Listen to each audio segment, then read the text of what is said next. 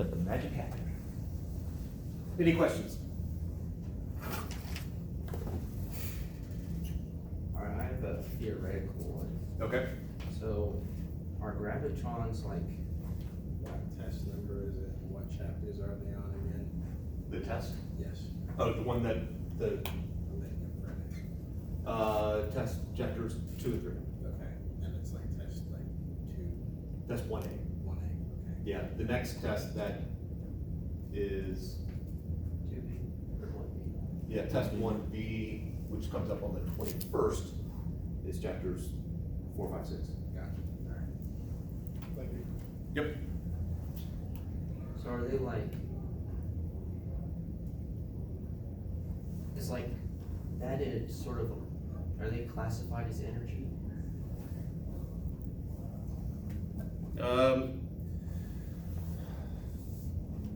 Depends on what you mean by that.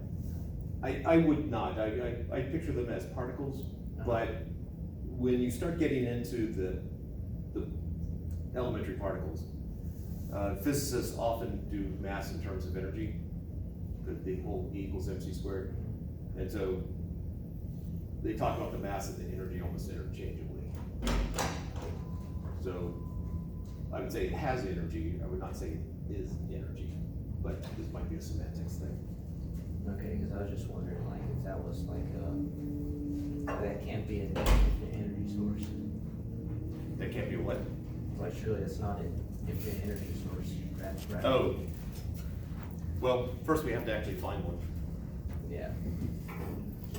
There is, I believe at this point, evidence that does not discount them.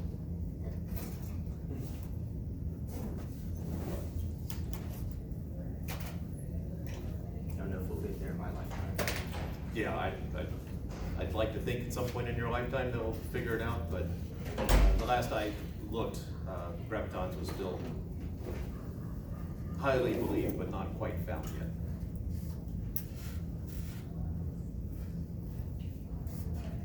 Or you could go the generic approach of, there's gotta be something communicating that there's another mass out there.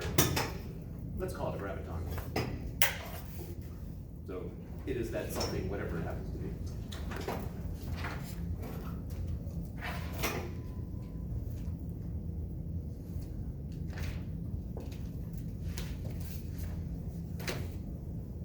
Other questions?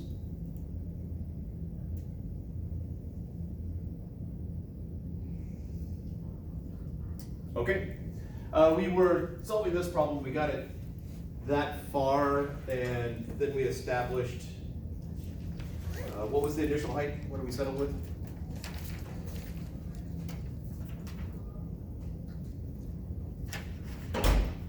Did we say 50 meters?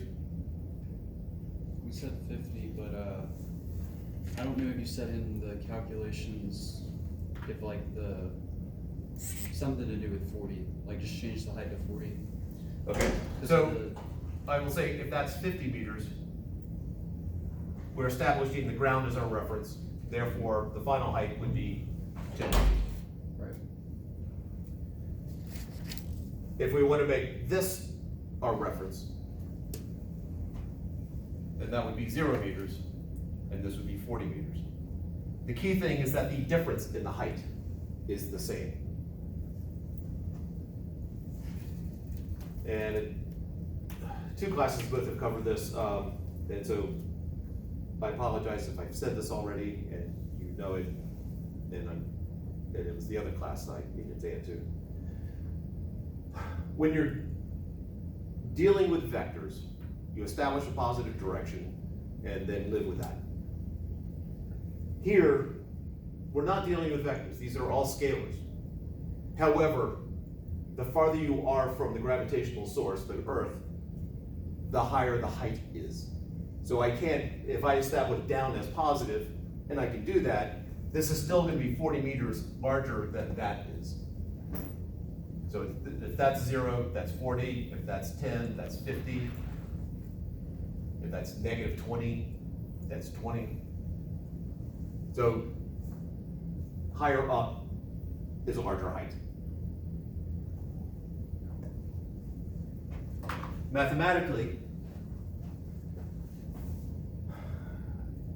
I've got M.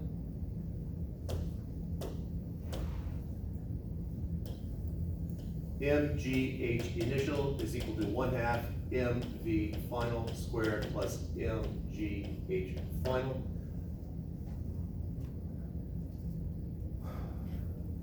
Every term has mass in it, so I can just divide everything by mass, so the mass goes away. And I'm left with 1/2 VF squared is equal to GH initial minus GH final, which is GH initial minus H final. So this is establishing that what really matters here is the difference in the height.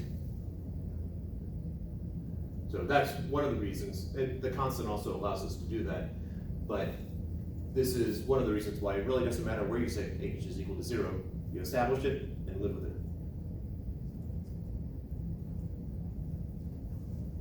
So the final speed should be 2g square root 2ghi minus hf.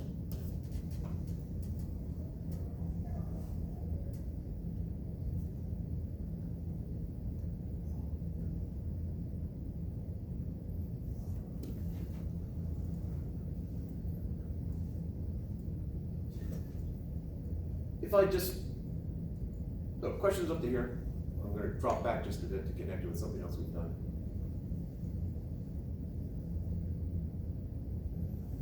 All right, so if I take it from this point right here, I have VF squared is equal to 2GH initial minus H final. This is one of the cake formulas, or specific case. Since initial velocity is 0, that's why that term's not there, but it's the VF squared equals VI squared plus 2A dot delta S or X or whatever letter you're using.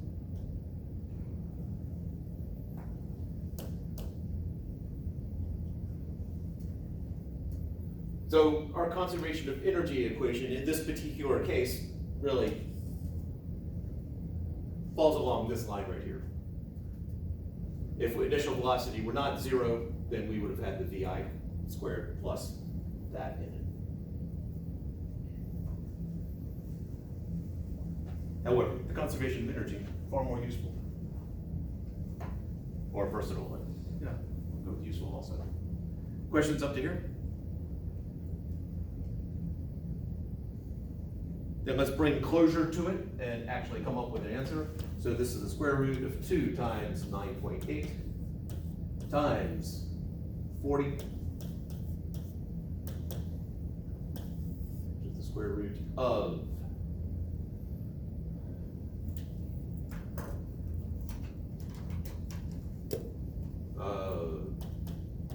could be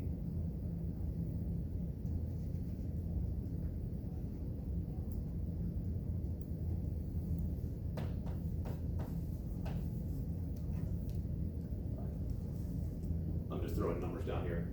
I got 28 28, exact. exactly 28. Yeah.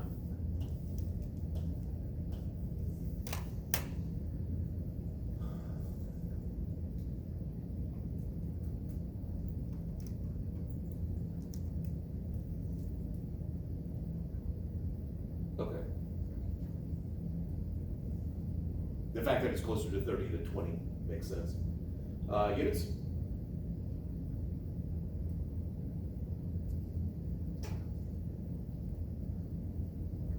Meters per second. Yeah, that's what we found. We found the speed. Recognize that is speed, that is not the velocity. If you want to figure out what the velocity is, we have to establish a positive or negative direction.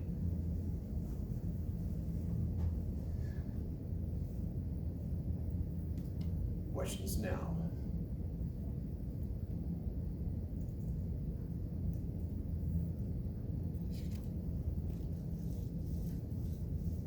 All right, so let's actually derive something.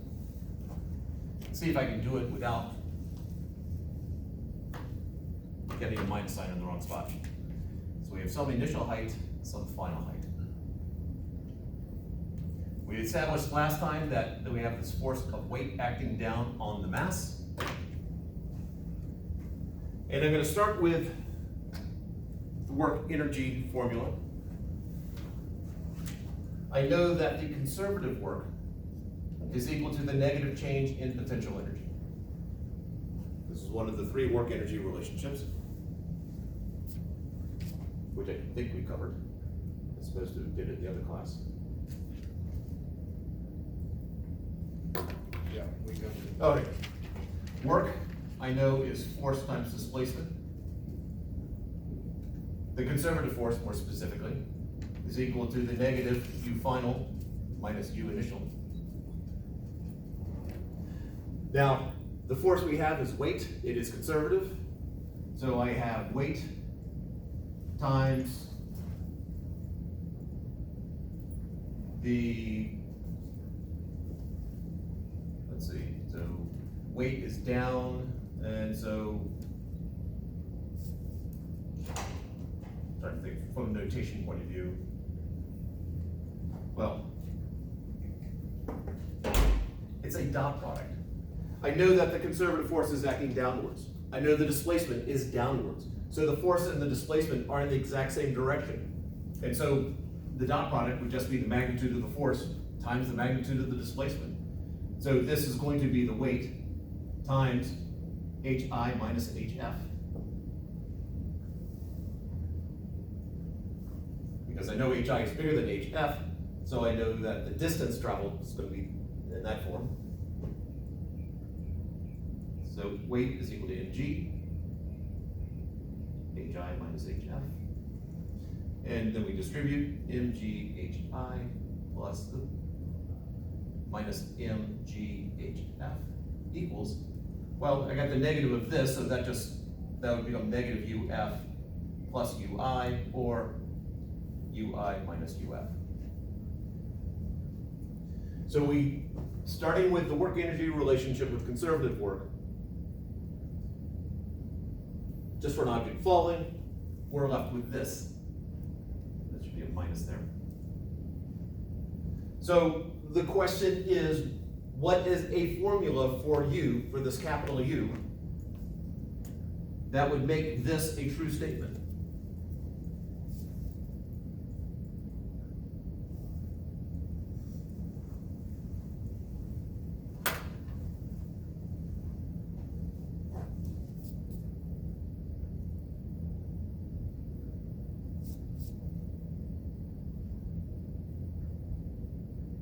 Looking for a formula for U such that what I boxed over there is true.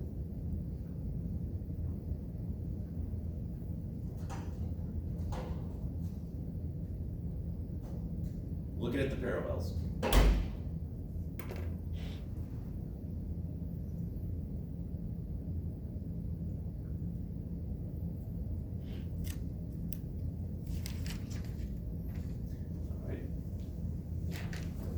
Example here. So let's say, for example, if we said U is equal to X, then UI minus UF would be XI minus XF. Well, that doesn't match what we have over there, so that does not work.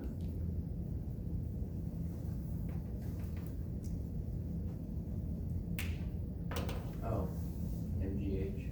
Okay, that is a solution.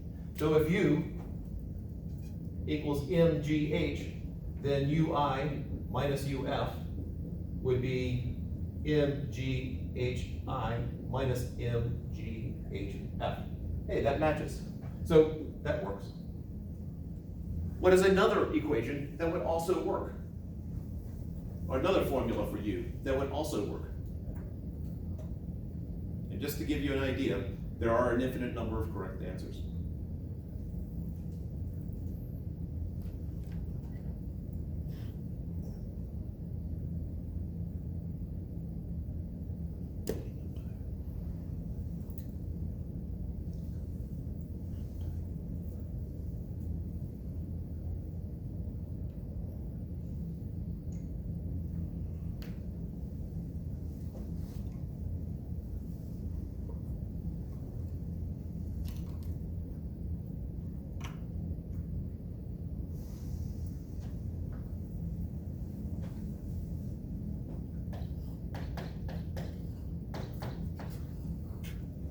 you accept this as a true answer? True. Yes. Okay, I hope so. Your calculator probably should agree too. All right, so I got a difference of two things equal to 2. Is that the only solution for two things, subtracting two things to get 2? No. All right, what's another one? 4 minus 2. Okay, they're an infinite, and we could keep going. We're just gonna stop there for now. Is there some relationship between these two numbers and those two numbers, besides the fact that there's a difference of 2? As in, is there some connection that between these two that's the same connection between those two?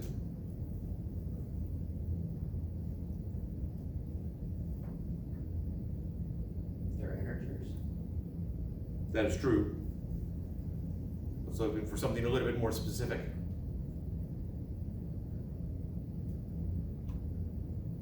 What's the relationship between 7 and 4, besides just integers? 3.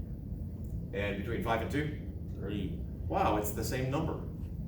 So if I got a solution here that works, then really I can just subtract 3 from both of those and I still get the same answer. Or I could have added 3 to both of those. All right, given that incredibly brilliant hint, what's another solution here?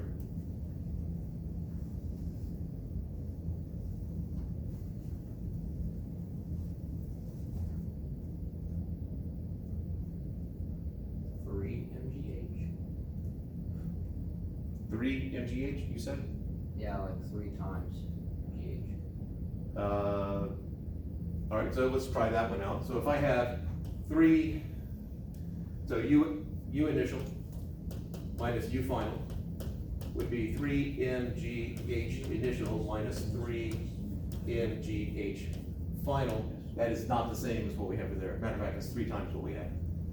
Then U is MGH initial minus MGH final. Is that? You said U, no, U is what we're trying to figure out here. If U is MGH, then U initial is MGH initial.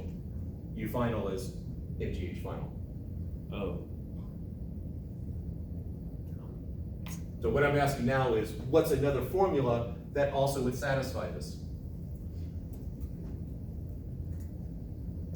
U equals WH. I don't know. That gets at the same thing. Yeah.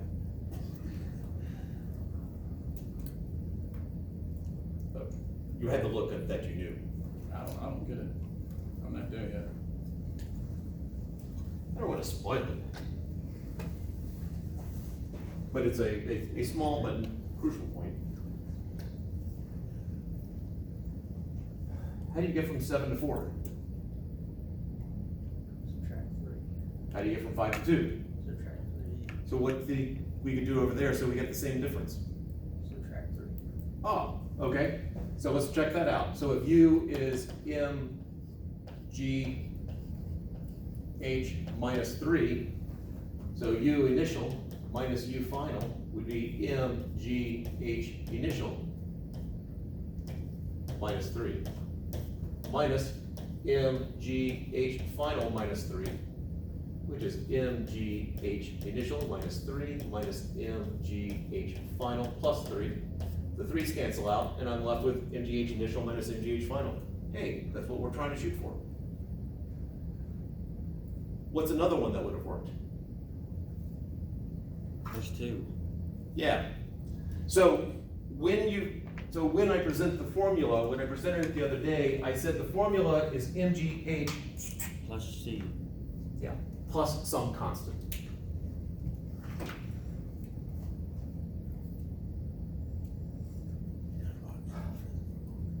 So that's the whole point of the plus some constant, because when you're actually deriving it, you were looking at the change in the potential, or I guess it's the negative change. But you're looking at a difference here. The actual value of MGH doesn't matter. The specific value, again, it's the difference that matters. There's a question I asked on more than one test. I think I put a table there, and I put a book on a table, ground down here, and I give the dimensions of the book and the height of the table. and I say, what's the potential energy of the book on the table? And no one caught the easy answer. What's the potential energy? What is the simplest answer for the potential energy of the book on top of the table? 1/2 mv squared, That's kinetic energy. and it doesn't have What do you mean by that? Is it non-existent or zero? 0. Yes. No. Because I can set my height equal to anywhere, or if you want the height to be here, I can set my constant to anything so that it ends up being 0 here. The easy answer is that's your reference. The potential energy is 0.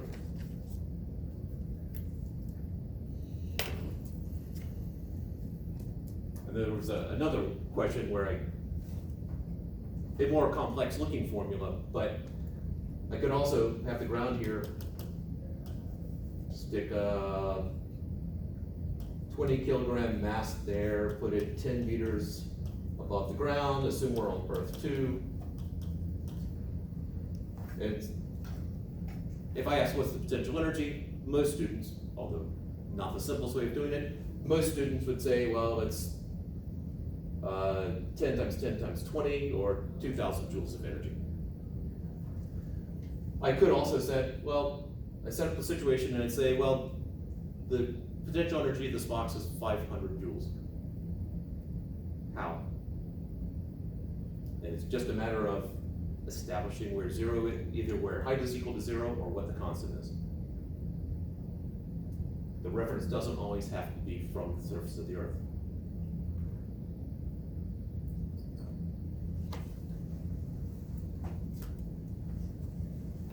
Yeah, that was one, I think it was a 252 test, where I gave a sphere with a charge beyond the scope of this course, but it said the potential energy or the electric potential of the surface was a certain amount. How can that be? And everyone missed the easy answer. Or actually, everyone missed the answer. All right, questions before I erase this?